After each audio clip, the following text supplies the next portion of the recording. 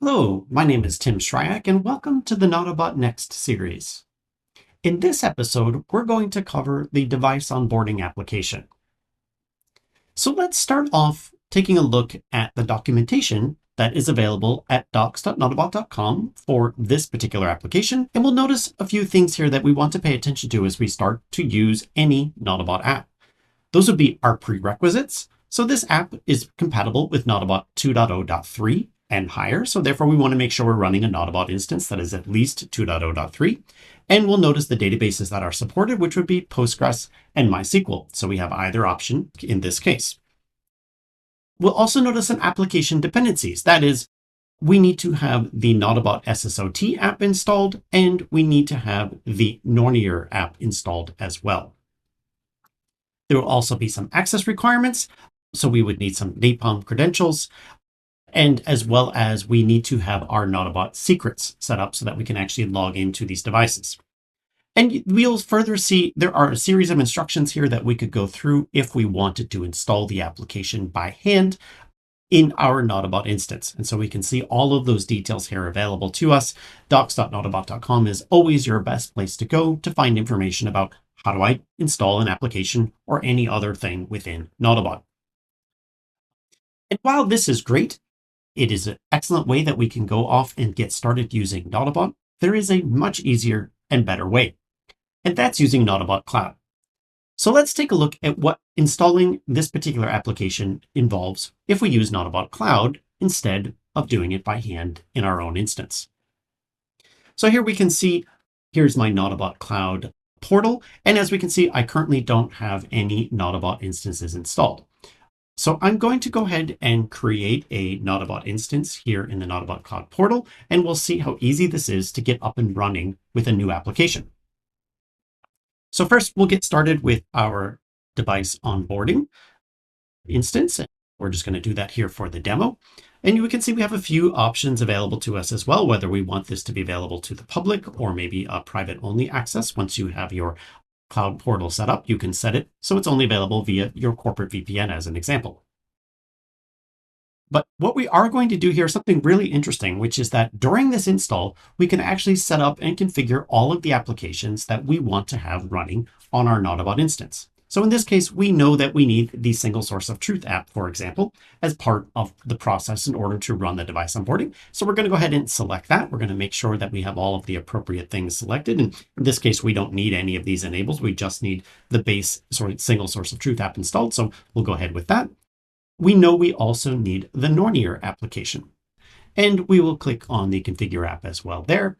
And then finally, we want our device onboarding application. So again, we're going to select that. We'll click on the configure application, and we can go ahead and configure the app here as well. And now we can just click create. So we have all of our requirements there. We're going to then go through this process of getting the Nautobot instance installed, configured, and set up here in Nautobot Cloud. Now I did blur out the password here in the video, but obviously if we're using the portal, we're going to get a password there, and we're going to copy that off and save that in a text file so we have it available for us as we move forward. Okay, I have now saved my password, so we're going to move on and click on the I have saved it, and we'll notice here Nautobot instance is now being created, and that is going to take a minute, so I'm going to let that run, and we will come back when it is finished. Our Nautobot Cloud instance has installed and is available to us. Let's take a look at what it looks like, as well as a few things that we need to do as part of those prerequisites. If you remember, one of the things we needed to do is make sure that we had our secrets configured. So I'll just walk you through what that looks like from here from the Nautobot Cloud perspective, as far as how we can go about using our secrets in a safe and centralized fashion within the Nautobot environment. So you'll see here on our organization level, we have a secrets option within Nautobot Cloud where we can configure and maintain our secrets for the entire organization. And of course, this is controllable as far as who can use what. But here in this case, we are in a demo instance, so we have a lot of secret keys. But let's go ahead and just create one just for purposes of explanation to kind of talk about how this works. So here we're doing, let's say, our device onboarding demo. So we just have a nice, easy to remember name that we might use in our demonstration purposes. So we have our device onboarding demo secret, and we could type in whatever that secret value is. that we use to log into devices, for example. So here we're just going to put in test, any description that you might want. So now we have created the secret that is available to us now across the organization, and it is going to be stored in a vault, so it is secure. So these are our global Nautobot Cloud secrets that are available to us, and now we need to make it useful within our Nautobot instance. So let's go back over to the Nautobot instance that we are creating here. So we'll take a look at all of our Nautobot that we have created. And here we can see a few others that are within the sales engineering organization. And here we have myself as well. So let's log into that configurations for the device, and we can see some of those options that we configured initially. And we can also see we have this option for secrets.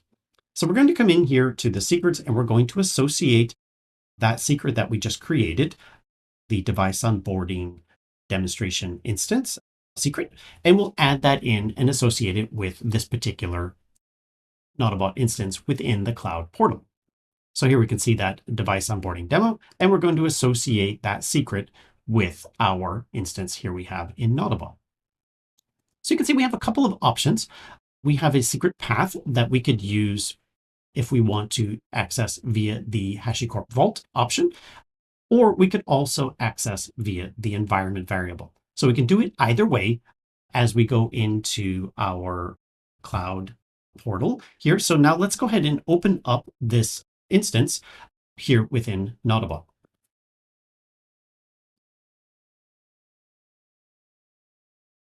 Okay, so now we've logged in, and if we were to take a look and go under our jobs, we will see the device onboarding jobs have been installed and are available for us.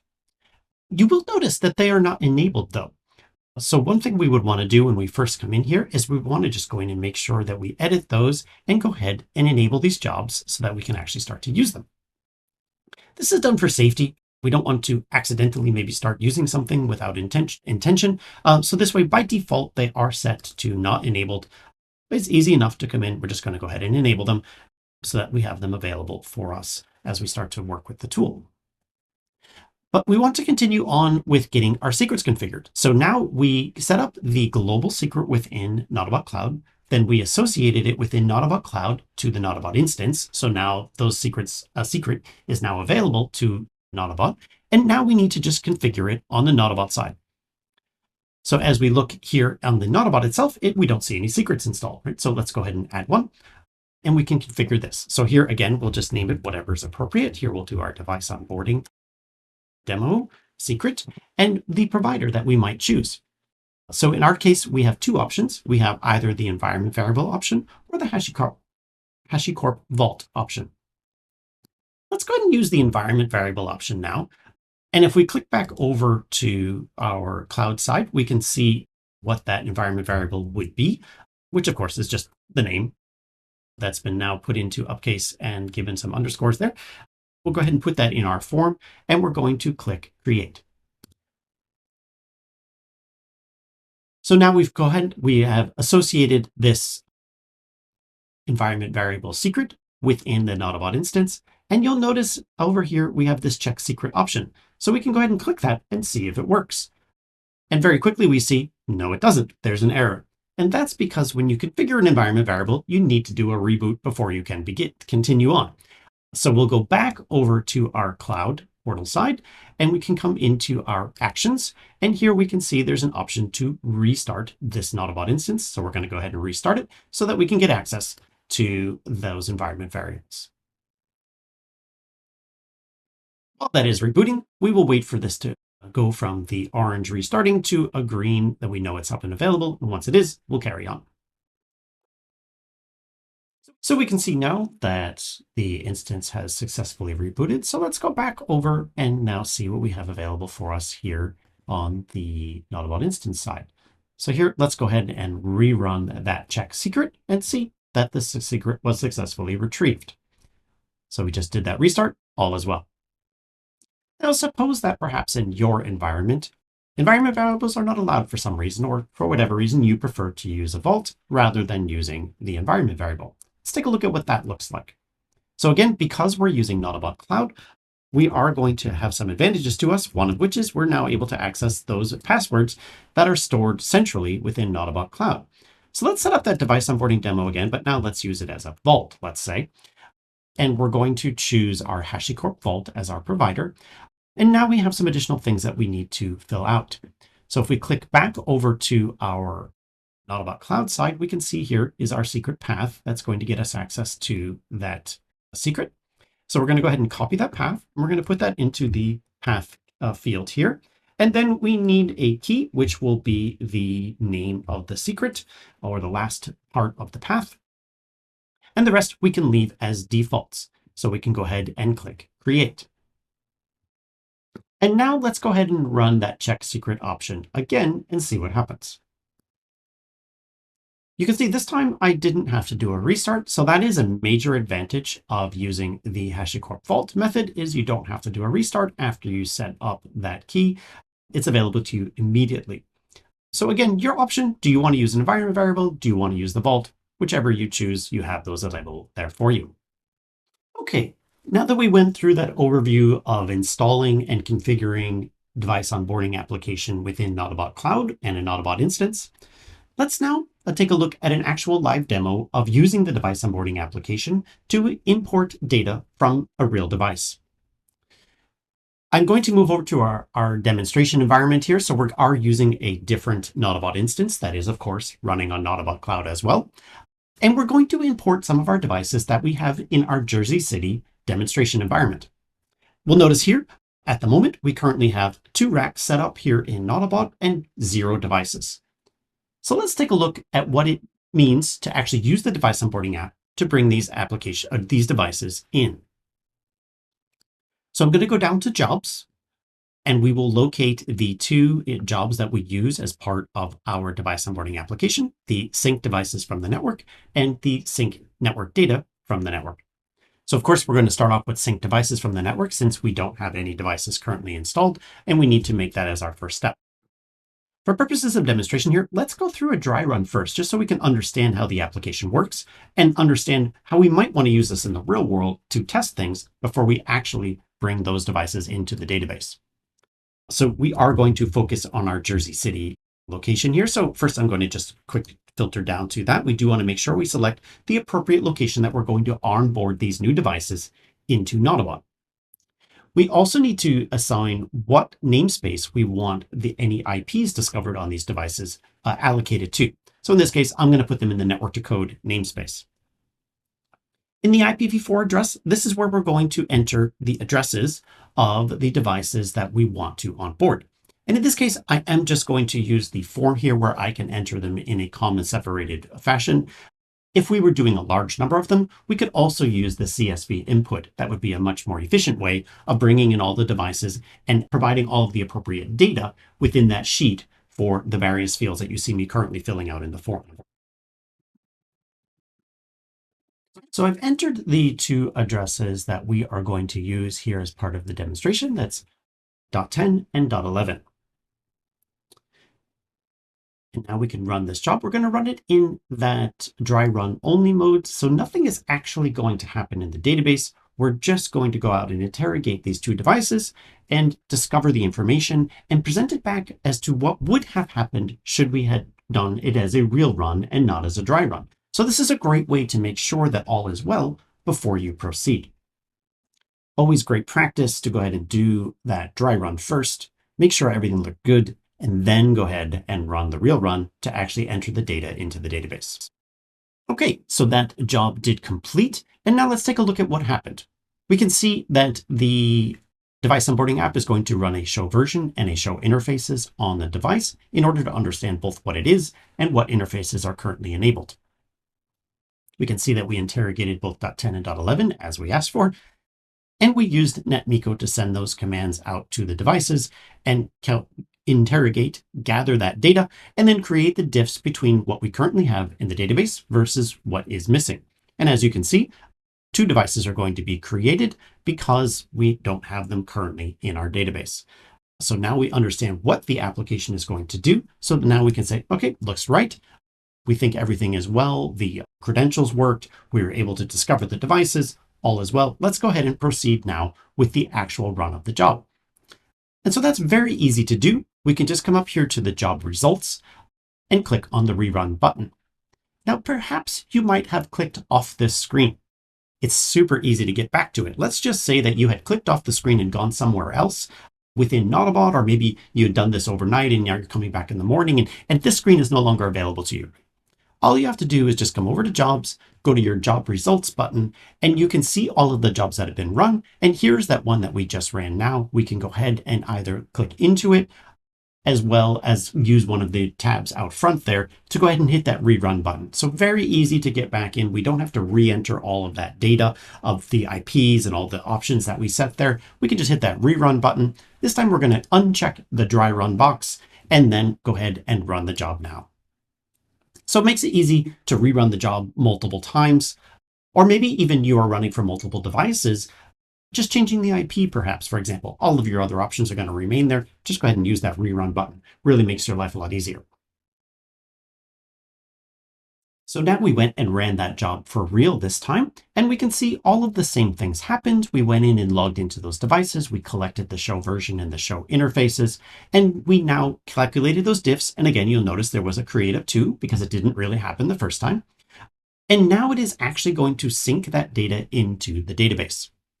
So now if we go over to our organization and we look into our locations and discover, let's go look at our Jersey City site. So here we'll just use the search function to find that really easily and quickly. Go into the Jersey City. We'll now see we've got 2 devices. And if we go ahead and click on those devices, we'll see that we discovered router 01 and router 02. But you'll notice here as part of the first step that we have only collected some very basic information about the device. So we learned, first of all, that it's a CSR 1000V. So yes, it's a virtual device running in our lab environment. We can see that here.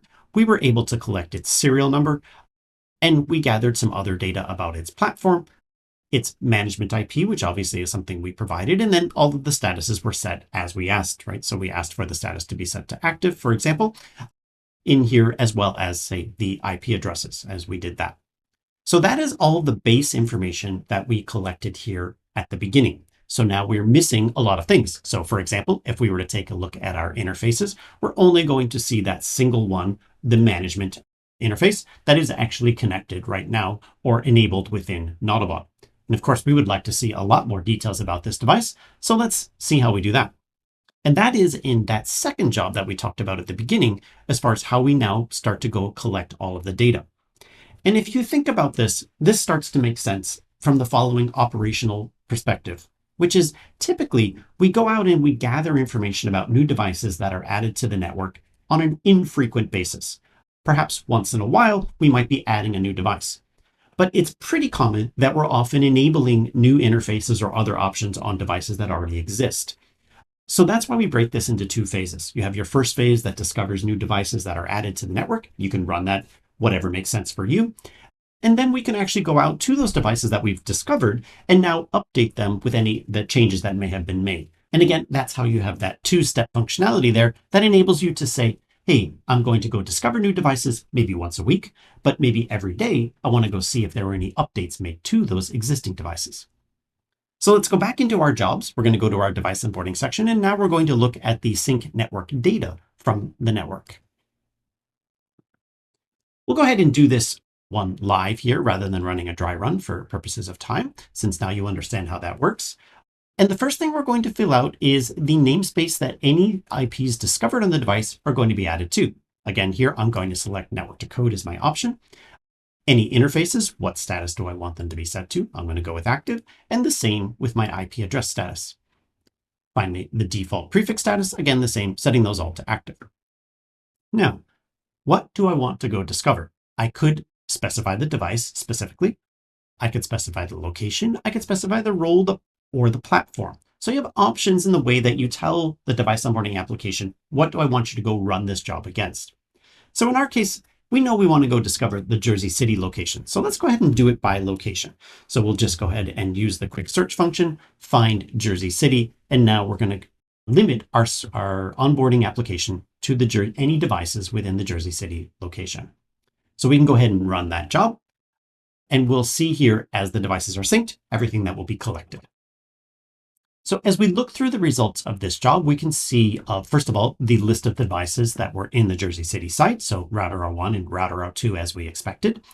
And then the commands that were used by the application in order to discover information from the device. So we use the show version, the show interfaces switchport, and then show ether channel summary, right? That's how we collected this information. So you can see each of those steps as it went through. And if there was a problem, we would actually know that and we could see that here.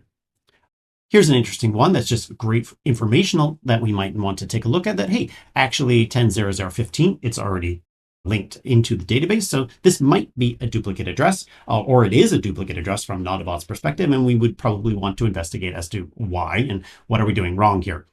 So in this case, just great to have something like that to show you that, hey, these warnings can be very helpful and you should definitely check them, particularly after you run a job like this for the first time. Just make sure that all went well and you can respond to these errors, correct them before proceeding.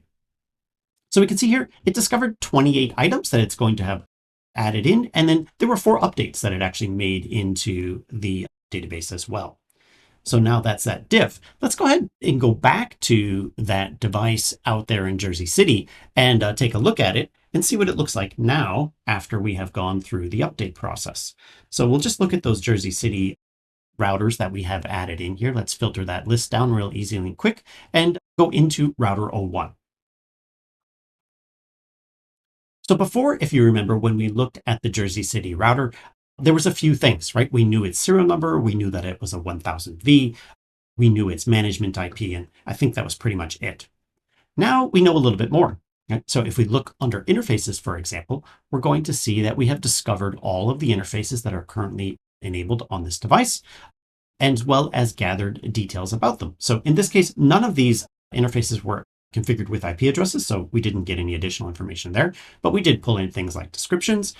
We understand all of the details about these interfaces, these devices, and what is actually configured on them, even down to their MAC address, for example. So we got a lot of details here about the device that we now have enabled and populated into our database within Nautobot. Now, because this is enabled as a Nautobot job, we can use the job capabilities of scheduling to enable this type of task to be run on a regular schedule. So perhaps you want to go run this once a day, maybe once a week, whatever makes sense for you. That's something that we can set up under the jobs category. So we can then scale this up to our whole network. Perhaps we go out and discover one location at given time of day, and we go out and discover a second location at another time of day. You can use those filters in the jobs and the way that they are configured in order to be able to set that up for whatever makes sense in your environment. So you have a lot of flexibility as you think about how you might enable this in your environment, whether you want to run your discovery of devices once a week and then follow that up with any updates to the devices on a daily basis. Again, whatever makes sense in your environment. So you can see a lot of power and flexibility here in the tool as we enable you to discover devices that exist in your network and add them automatically into Nautobot. Thanks so much for joining me here today on this Nautobot Next video series. I enjoyed showing you all of these options that we have available in the device onboarding application, and I look forward to seeing you on another video.